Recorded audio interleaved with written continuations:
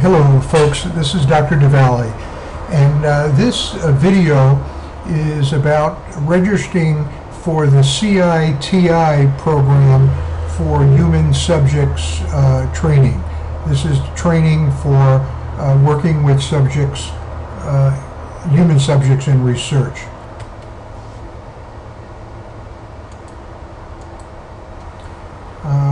Here's just for a little fun, a couple of pictures. Here is one of myself and my lovely wife Vicky. We were in ancient Pompeii. That's a city that was covered by the eruption of Mount Vesuvius in 79 AD in ancient Rome. It's a city just south of Naples in Italy. And this was during the summer. It was very hot, and we were just taking a little break.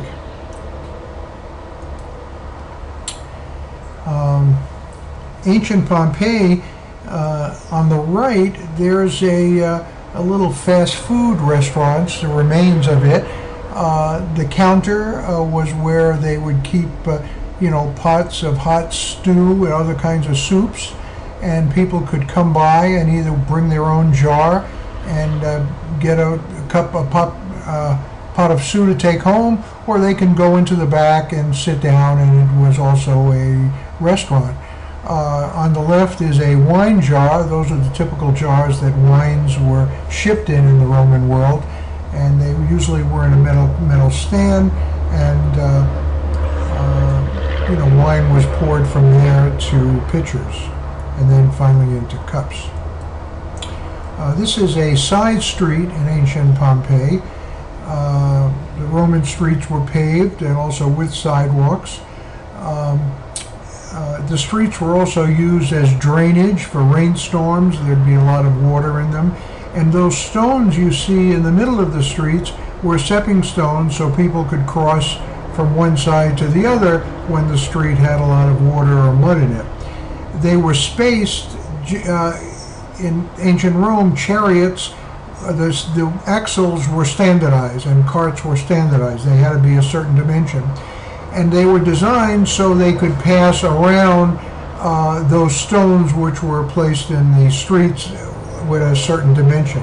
So you can see urban planning was pretty good then.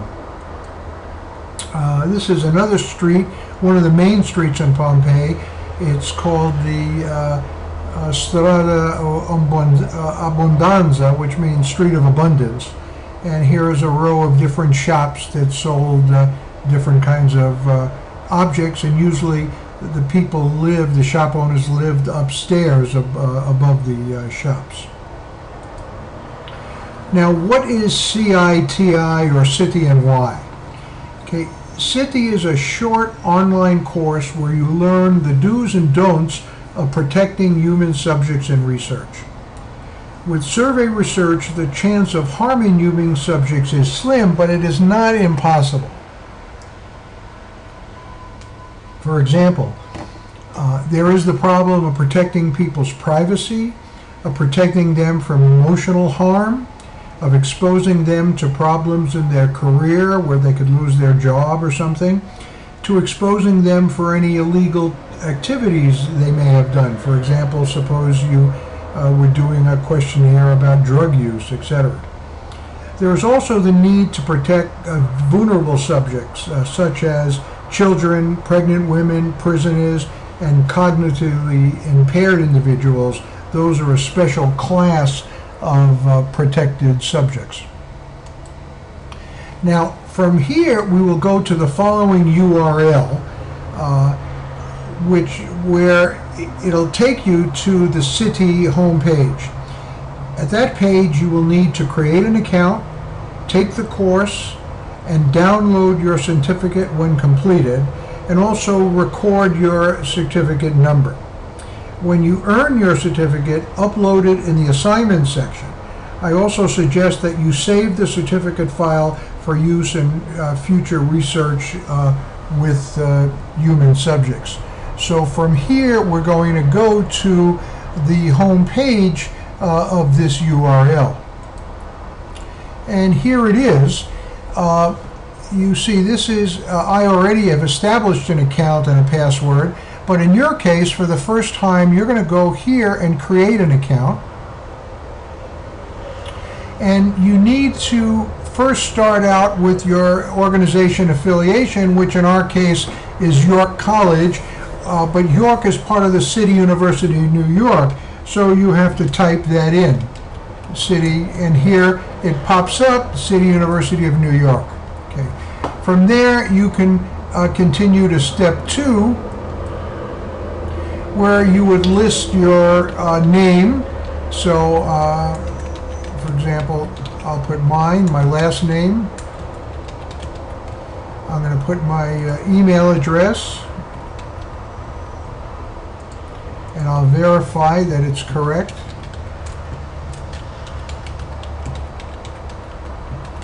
Also, if you have a secondary email address, you should use it.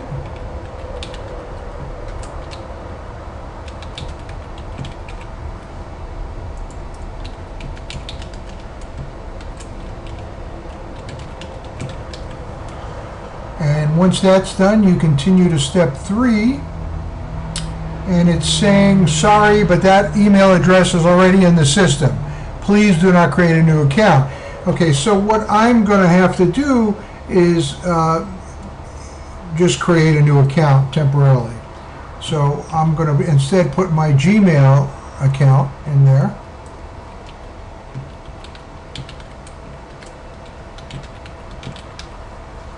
And I'm going to erase the secondary. Okay, and I continue. Okay, now it says you need a username. It should be 4 to 50 characters, and it's not case sensitive. So I would recommend you use a standard username that you're familiar with and you don't recall. So I'm just going to put usually the first name of my email address. I'll put a password in here. Again, use a password that you can remember. It's going to want a security question, so you could select here. So what was your mother's maiden name, your high school math? So let me put my mother's maiden name, and my security answer will be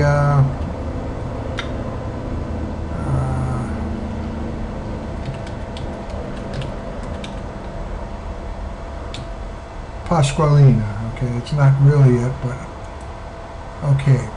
Now it's going to ask them what is your. I want to know if your gender, male, female, transgender. If you don't want to answer, your ethnicity, Hispanic or Latino, or non-Hispanic or Latino. That's in my case. Although I'm an Italian, which really is a Latino. And identify your race. So you could put here or prefer not to answer. So based on these categories, I guess I'll put white. Then you continue to step 5. And if you're interested in receiving continuing education credits, those of you who are maybe going to be public school teachers, you may want to use that. So let's see. I guess you may say, well, let's put no credit you'd like to earn, and that's if you're, say, an MD, a psychologist, whatever, social workers, and you might put other participants or just nothing even. And can they contact you regarding participation in research surveys? You could put yes or no, or not sure. I'll put yes, and you continue to step 6. And then what is the language that you like to work in? So English. Your institutional email address, so that would have to be your York or CUNY email address. This is important because you're doing it through CUNY, so it's going to be free. The highest degree you have earned, in my case the PhD. My primary campus is York. And the banner number required for CUNY Okay, now I'm not in the graduate faculty. And then the department, in my case it's philosophy and history. What is my role in the research? In this case, I'm going to be the principal investigator. Let's see what they have here. So I would put what would I would put? Oh, a principal investigator. You might put just student researcher undergraduate would probably be.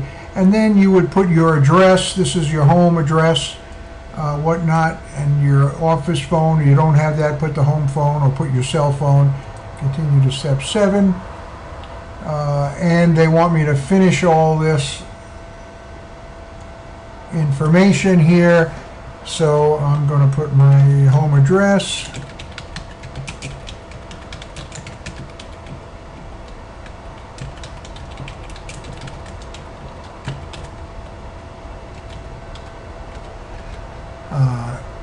Country, USA, my office phone, 718-262-2606, and my home phone, 845-284-2374. In your case, for your office phone, I probably put your cell. Okay, now maybe we continue to step 7.